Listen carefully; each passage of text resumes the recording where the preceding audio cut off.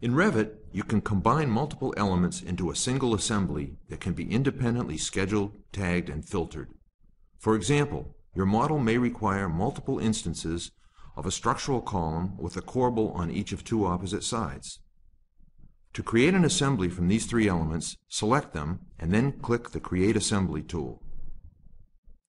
If no matching assemblies exist in the project, the New Assembly dialog displays an editable type name, which is automatically assigned based on the currently selected naming category.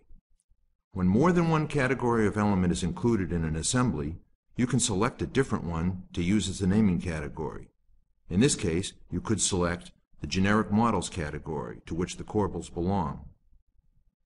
To accept the default category of columns, click OK.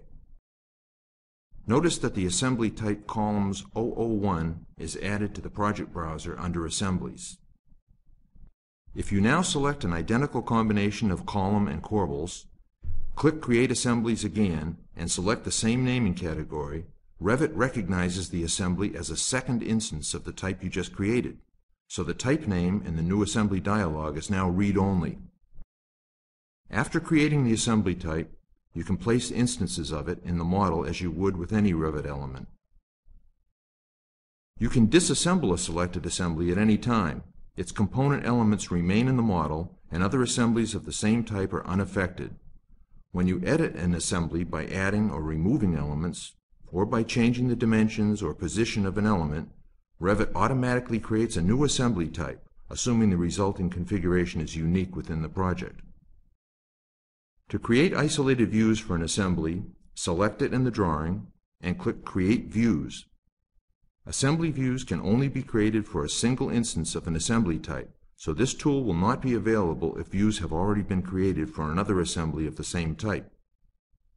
In the dialog, make sure the views you want are selected. Adjust the scale and title block values as needed and then click OK.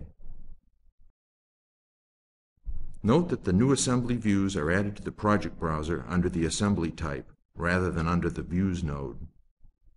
Now you can open the sheet view and drag other assembly views onto it as needed. Use Assemblies to identify, classify, quantify, and document unique element combinations in your building model.